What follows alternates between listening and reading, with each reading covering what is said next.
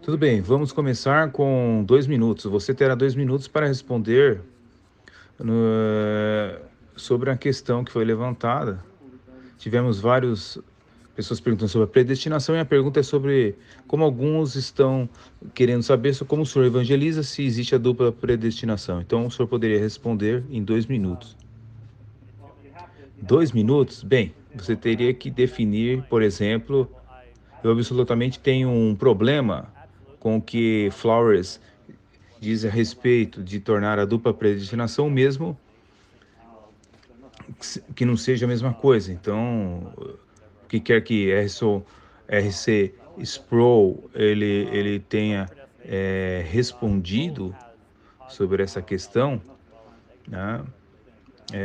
Porque eu sei que RC Sproul andou do seu lado nesse debate. A dupla predestinação é simplesmente isso. Deus tem o decreto positivo da salvação, bem como um decreto negativo da repartição. Então, eles não são a mesma coisa. Expliquei em segundo lugar como você evangeliza. Bem, somos ordenados a evangelizar e como acabei de explicar no final da minha declaração, nós não sabemos quem são os eleitos e por isso nos dizem as escrituras para proclamar o evangelho a toda criatura. Nos dizem para ordenar a todos os homens em todos os lugares que se arrependem. De fato, eu diria a você que absolutamente capacita a pregação para ter a liberdade de pregar todo o evangelho, confiando nas ovelhas de Cristo ouvirão a voz de Deus e que Deus salvará pelo seu poder pessoal. Veja o que a igreja está fazendo hoje, vejam todos os programas e todas as maneiras, todas elas estão tentando enganar as pessoas para serem discípulos de Jesus e que por detrás um evangelho centrado no homem que você tem que convencer as pessoas a fazer algo que elas não estão dispostas a fazer por conta própria, e a realidade é que o ensino bíblico do Evangelho é um mandamento poderoso, e quando esse Evangelho é acompanhado pela obra do Espírito Santo de Deus no coração do povo de Deus, eleva-os à vida espiritual, concede-lhes fé, arrependimento, traz para si a perseverança da fé, e é por isso dada a oportunidade de fazer o que eu faço. Que eu proclame o Evangelho em muitos lugares, simplesmente ser capaz de confiar que Deus, por seu Espírito, realizará o que Ele deseja realizar nesta situação, é uma coisa maravilhosa. Então, você tem 1 minuto para responder. Antes de mais nada, quero me desculpar, tentando dizer que em relação à dupla predestinação, isso é o nosso céu, disse que aí que eu comecei minha citação. Então, peço desculpas se foi enganoso. Neste momento, ele disse que não foi bem isso que ele disse, né? James Wright disse que não foi bem isso que ele disse. Ah, tá, então nesse ponto tudo bem, né? Houve um mal-entendido que Flowers deveria corrigir e acho que a questão foi resolvida.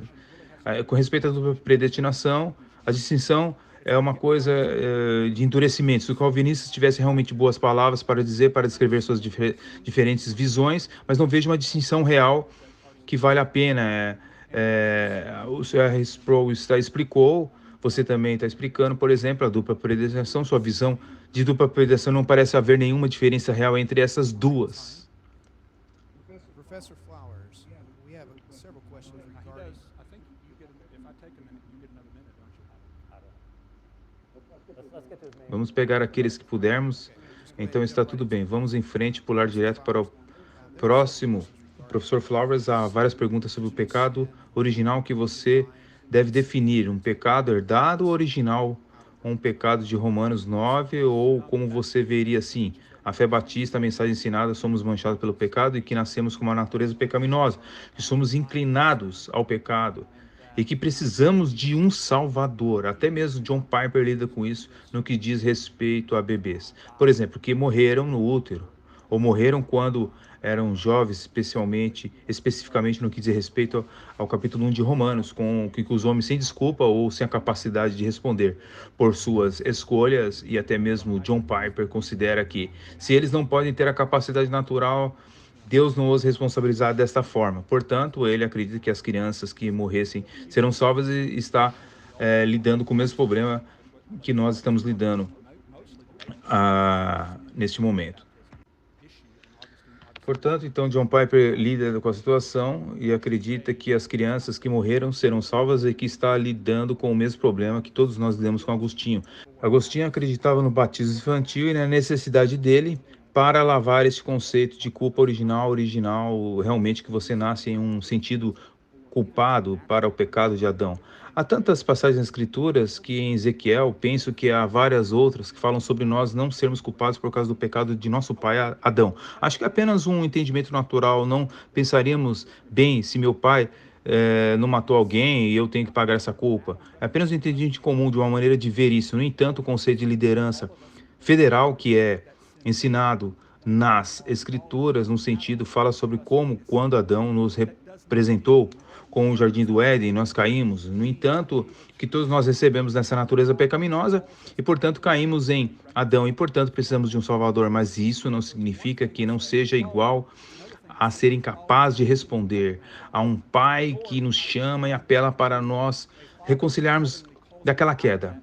Então, uma coisa é dizer estou caindo, outra coisa é dizer estou caindo e nem consigo reconhecer que estou caindo, nem posso responder a um Pai que clama com amor me fora apesar dessa queda. E entre os calvinistas, na minha opinião, é o aspecto da incapacidade total da depravação total. Tudo isto é o meu ponto de vista. John Wright agora fala. John Wright. Bem, é uma questão, não é capaz de reconhecer a sua queda. O ensino bíblico é que você ama a Deus e você está caído e não pode deixar de amar, estar caído. Então, isso é um problema para Romanos capítulo 5. Muito claro que Adão é nosso chefe federal, isso explica porque a morte existe para todos os homens, incluindo bebês, e se você rejeitar essa ideia de que, como o professor Flowers acabou de dizer, bem, você sabe que meu pai fez algo, eu vou para a cadeia? Ele usou essa ilustração várias vezes, eu só tenho que dizer e lembrar o seguinte, aconteceu em Jericó, se você se lembra de que aconteceu, foi punida aquelas pessoas, ou apenas alguém?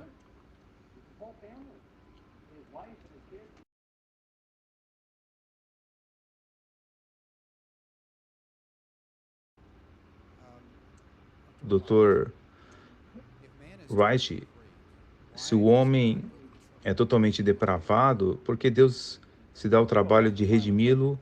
Bem, temos que definir o que significa totalmente depravado. Eu acho que tivemos que alguns erros de identificação. Totalmente depravado não significa que você não responda a Deus. Nós acreditamos nisso, nós respondemos a Deus, nós apenas respondemos através de uma natureza modificada. Nós somos inimigos de Deus. Romanos 1 diz isso, somos ensinados a ser inimigos de Deus. Mas as pessoas fazem isso religiosamente.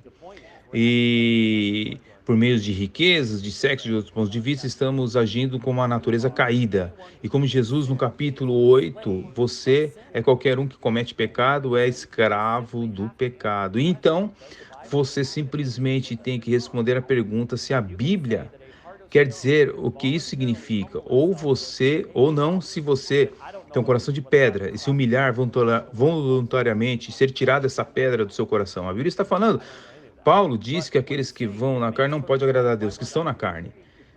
Mas quando você diz que o homem é totalmente corajoso, porque Deus o redimiria, Deus se glorifica, quero dizer, nós somos tudo o que somos, todas as nossas justiças são como trapos de imundícia, que maravilha da graça não é que é dada aos humildes, é aqueles que se separam da multidão fazendo o que é certo. A maravilha da graça é que dada a pessoas como você e eu, quero dizer, mesmo quando os crentes pensam em seu próprio coração, até mesmo, e ainda assim Deus estendeu a sua graça a você, até hoje, Deus se mostra poderoso na salvação de um povo que em qualquer lugar, né, porque as suas bases são corroídas, então Deus fez um plano que salvaria, e Efésios 1 diz que Deus vai fazer essa gloriosa graça, né? Essa é a resposta fundamental para muitas perguntas e é uma boa resposta, do meu ponto de vista. Humble people are no more worthy of being saved than unconditionally elected people. Não mais dignos de serem salvos do que os eleitos incondicionalmente, as Escrituras nos ensinam claramente que o Senhor sustenta os humildes, mas derruba os ímpios no chão. Salmo 147, 6. E os oprimidos, Provérbios 34, buscam o Senhor, vocês que são humildes da terra. Buscai os que são humildes no dia da ira do Senhor. Mateus capítulo 18, porque Quem se humilhar como esta criança é maior que o reino dos céus. Mateus 5:3. Bem-aventurado o pobre de espírito, que deles é o reino dos céus. Porque os que se exaltam serão humilhados, os que se humilham serão exaltados. Lucas 15:2. Ele derrubou os governantes de seus tronos, levantou os humildes. Eu poderia continuar aí, 3 páginas de versículos sobre a humildade. Não ganha a justiça de Deus. Ele dá graça aos humildes porque ele é gracioso e ele escolhe fazê-lo fora do período da graça. E não é só matá-los.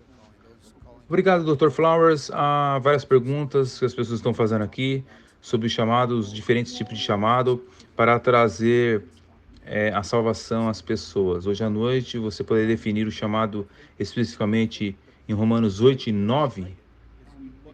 Bem, especificamente 9, com certeza, novamente, eu acho que a maneira como você ilustra é que você olha, por exemplo, a parábola. Aqui me refiro em Mateus capítulo 22, ilustra 2 diferentes tipos que Deus agindo, para os diferentes propósitos que Deus ele chama alguns para serem seus mensageiros. Observe que todos os apóstolos são de Israel. Ele chama de Israel por uma razão, porque Israel foi escolhido para esse propósito. Essa é a promessa de Deus que ele fez em Gênesis 12:3, de que abençoarei todas as famílias da terra por meio de sua semente. Então ele chamou um povo de Israel para levar a mensagem ao resto do mundo.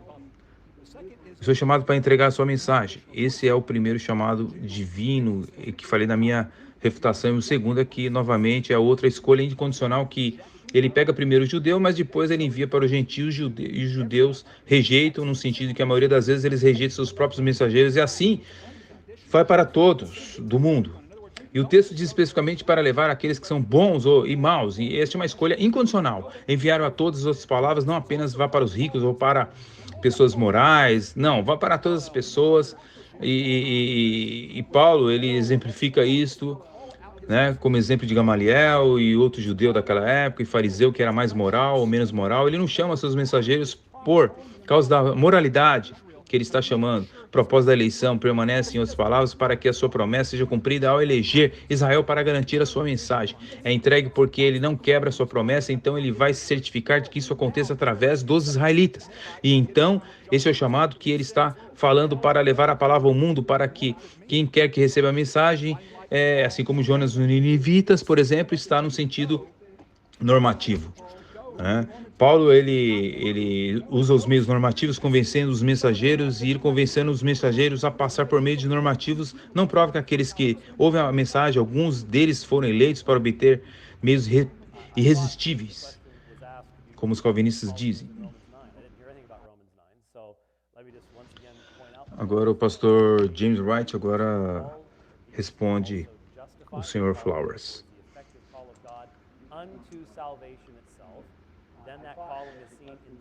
A pergunta foi feita porque você pode explicar o que é chamado de Romanos 9?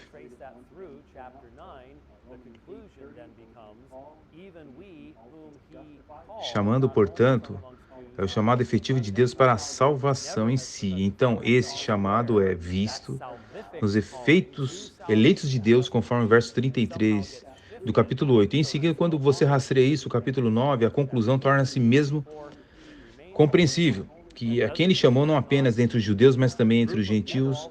Nunca o professor Flowers nos mostrou onde esse chamado salvífico para salvação e justificação de alguma forma mudou, de modo que não é mais leitura consistente. Quando chegamos ao capítulo 9, versículo 24, permanece consistente, o que não significa que não há um grupo de pessoas, todo o resto dessas coisas. Mas se estivéssemos olhando para Romanos 9, nos ajudaria realmente a ver o problema que ele apresenta.